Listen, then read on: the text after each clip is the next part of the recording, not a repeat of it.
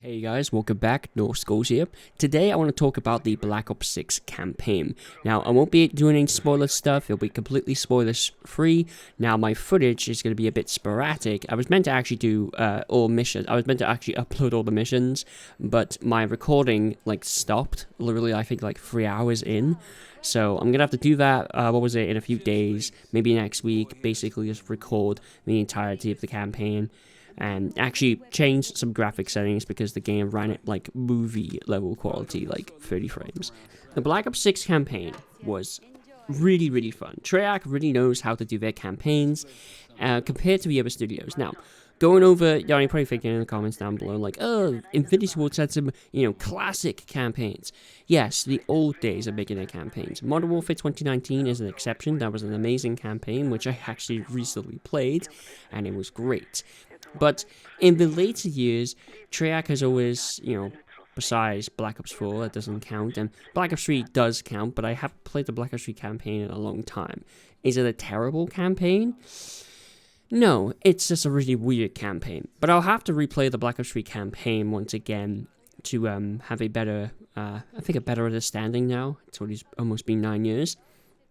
But generally speaking, Treyarch's campaigns always have mystery within them, and you figure out immediately, or maybe a few hours in, oh, is that the case? No, there's still something lingering. There's still questions you have, but they don't give you any direct answers, and it's really cool. But like I said, I won't be trying to spoil anything, but let's just go over sort of the things that I enjoyed. Out the gate that I enjoyed and love doing, and most of Treyarch does the best, non-linear campaigns. Or non-linear missions. Now, if you remember Modern Warfare 3 from last year, the way some of the campaigns, the non-linear campaigns, were, at best, a bit jank. They were cool, but a bit shoddy, and they just didn't really work well. They disrupted the complete flow of the game. It didn't feel like I was playing Call of Duty anymore. Treyarch has done these for a long time. I think there were some non-linear missions in Black Ops 1, but I don't actually remember. There's probably some, but like I said, I just don't actually remember any. But Black Ops 2 had some, missions which were non-linear and could, change the outcome of the actual story. And then, again, with Black Ops 3, I don't remember. It's been a long time. And then Cold War, again, had very similar things, and Treyarch has always been able to nail that aspect of non-linear missions inside of Call of Duty. Other studios have tried to do it, but they just don't know how to execute it well. So some of the missions, for example, the mission where you're in Iraq, and you have to go destroy SAM sites, and you have to go destroy, it's a mixture of SAM sites and missile sites, and also, I don't know how, but for once, for the first time ever in Call of Duty, the driving mechanic is actually pretty good. Driving in Call of Duty games has always been so broken, janky and stuff, but I think Treyarch has nailed it. Driving in a Jeep feels good. Let's jump over to when you're at the airport. So you have to track down Gustav. Driving in a tank is fairly good now. It doesn't feel as jank. And when I say jank, let me emphasize on what I mean by jank. It's when, other games have, Call of Duty is not really meant to be, it's not a vehicle, emphasized game like Battlefield, for example. So when you have to design missions where you have to drive in a vehicle, Call of Duty tends to just, usually in the old games, they would actually have it set to where it's like a railgun shooter where it will just drive it for you. But over the years, they've been trying to incorporate the player actually driving the vehicle. And that's pretty cool because, Black Ops 6's campaign was meant to be an action movie, which it is. It has some pretty actiony vibes to him. So, what was it? The driving mechanic is a lot better. Now, there's still some missions where you don't drive, but in the missions where you do have to drive, they did it perfectly. Like I said, the Iraq with the Jeep driving, and the fact you could just switch out different cars. Also, fast traveling was great. That was cool. And I think, overall, the vehicle play and the non-linear missions was just really fun. I didn't feel like I wanted to back out of the mission. I don't think there were times where I reset my last checkpoint, but there wasn't times where I just wanted to stop playing. I wanted to play towards the end, or actually on day one, I actually went to bed because I was super tired, up for like 20 hours playing the game. The gunplay is also as well is pretty good. Now, keep in mind, I've already played the game. I played the beta, but overall, the gun mechanics, actually, yeah, the mechanics in the campaign are really cool. You have this weapon wheel, and it's when you open up the weapon wheel, by the way, it slows down the game, kind of like how Doom does. So that's pretty cool. You could pick different, you can hold any equipment now, which I think is really cool. Before, in the past, you would have to have maybe a flashbang and a grenade, but now you can have a flashbang, you can have a grenade, you can have C4, you can have mines, you can have stims, which stims in this game were completely different to how stims does in Modern Warfare. You pop a stim and it slows down time. You can have shot charges, you can have these explosive, throwing knives, you can have RCXDs, it's great. It is absolutely amazing. Being able to pick up like 5 grenades and have stuff spare, because that's one thing in most campaigns, you've run out of lethals and tacticals and you have to go around finding them. So that was pretty cool. Having the shield function.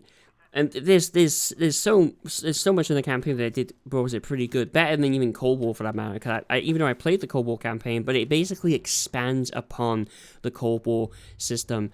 And it was just a lot of fun. Jumping over to the safe house. I won't reveal anything about the safe house. You can go find all the little secrets yourself. Although, some of them are a bit challenging and you may need to look up a guide. I think Harry94 is a good choice.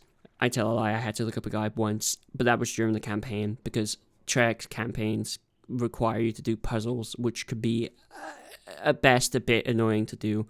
And you sat there and you're like, how do I get past this? So guys, I want to talk about some things I didn't like about the campaign. I don't know where I'm going to slot this in, but there are some things about the campaign which were just a bit, off. Like, just little quibbles here and there. Not every campaign is perfect. This is almost perfect. Like I said, 9 out of 10.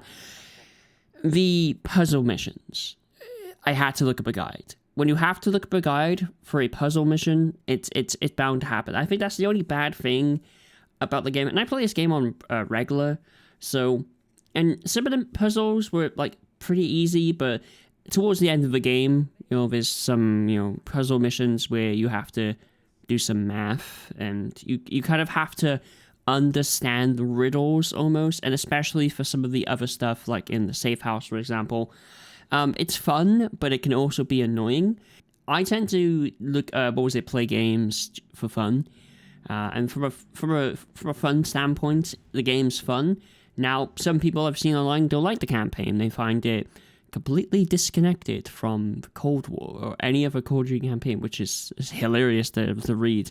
But I would say give the campaign a try. And like I've said before in my previous videos, it is on Game Pass. So if you don't want to pay the full price, pay I think it's like $7 for or £7 for PC Game Pass. You would have to get the ultimate version because the game is always online. A bit of a drag a little bit, the campaign being always online. Kind of annoying. It's been like that for a while. Do kind of wish they changed that. But nevertheless, if you want to try the game, get Game Pass. I think for first time Game Pass people, it's like literally £1, if I remember correctly. I'm not sure if they're still doing that, but it's the best way to try and play the game instead of paying full price, and if you don't like it, you don't like it. But, that's my 2 cents on it. So, yeah, there's nothing generally, I think the only thing which is an issue, play the game on console, and when I say play a game, play on like a current gen console. It works fine on PC, but because it's using the Modern Warfare engine, if you have an older computer, you'll have to turn down the settings and it won't look as good. That's the only thing I can complain about. Like, the Modern Warfare engine in a Black Ops game, it's weird, but it does work. It's just, if you want it to look as good as like a PlayStation 5, you're going to need a really beefy computer to do so. So keep that in mind. If you are planning to do it on PC, maybe play it on the Xbox first or the PlayStation, and then maybe get it on PC if you have a good computer.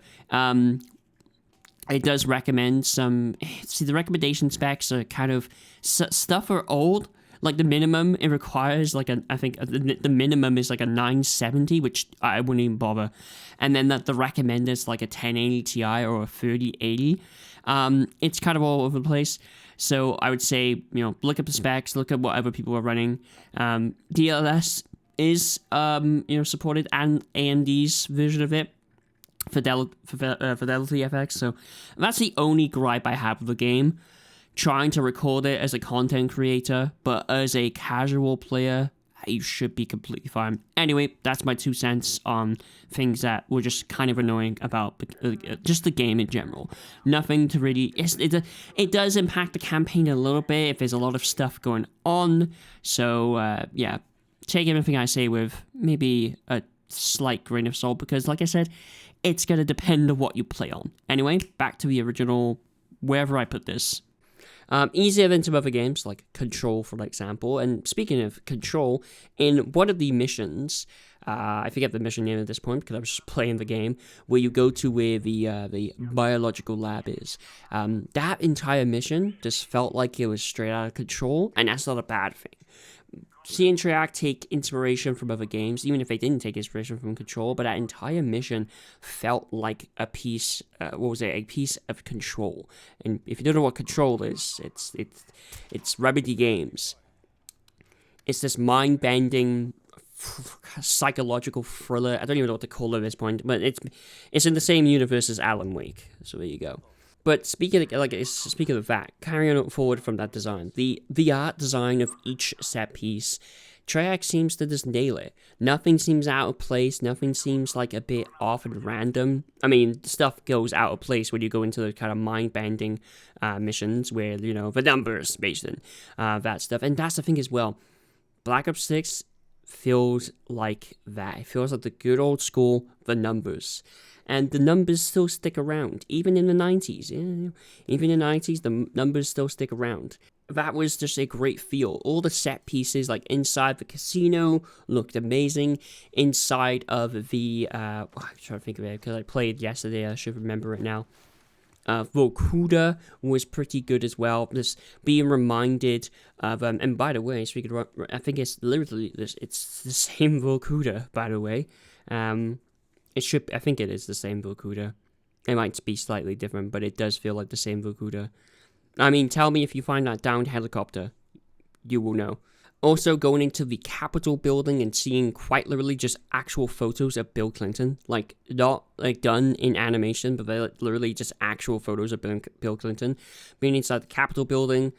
It was all fun. Every location played its part, and it played its parts well. It didn't feel, like I said, out of place. So overall, the art design and the style is great, along with the gameplay mechanics of, that weapon wheel, and being able to, being able to do what you want, have fun. And that's what you do when you watch an action movie. You have fun. Even though in the campaign I didn't use much of the only movement, there were times where I needed to use it, like diving out of the way from grenade spam. Yes, that's a thing, grenade spam in a campaign. Actually, no, that's not even the first time. I'm pretty sure World of War also had, really bad grenade spam. Yeah, that's weird. That's interesting. So, overall, the campaign was a lot of fun. Like I said, I don't want to spoil anything, and if I have spoiled something, I do apologize. And I think another great portion of the campaign is when you're inside of the Rook, or the safe house. After a mission, characters will just talk. They would just talk, and you can go onto the board and pick a new mission, but I would follow the characters around and just listen to their chatter, because it could emphasize something in the story, it could add to it.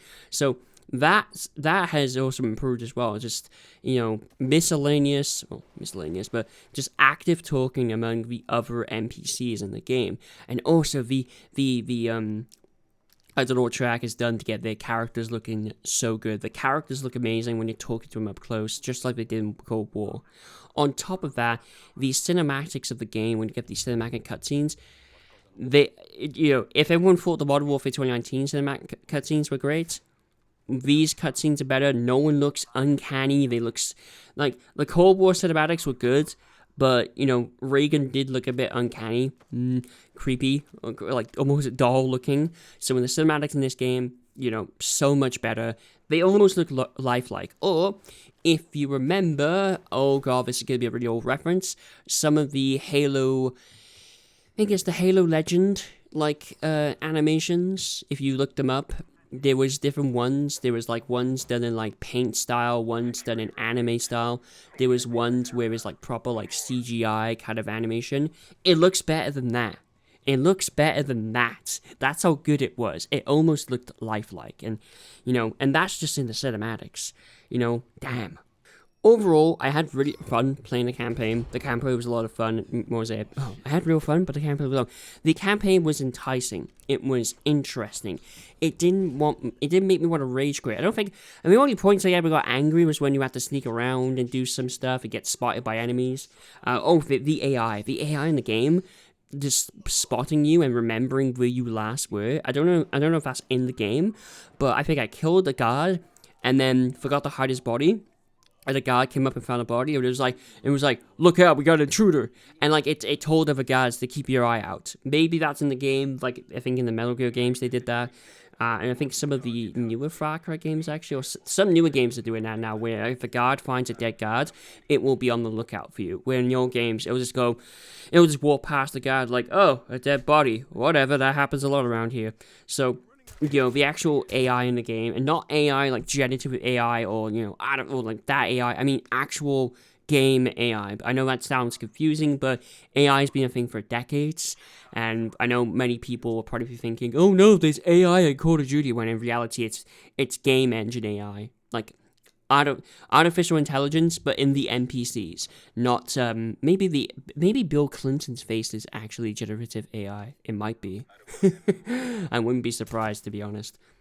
So I'll give the campaign, along with its story. The story is captivating, and it, like I said, I didn't feel like backing out. The interactions between, all the characters was great, and even better than Cold War, so that was fun to see. Overall, I give the Black Ops 6 campaign an 8 out of 10. There was a lot of things I didn't like.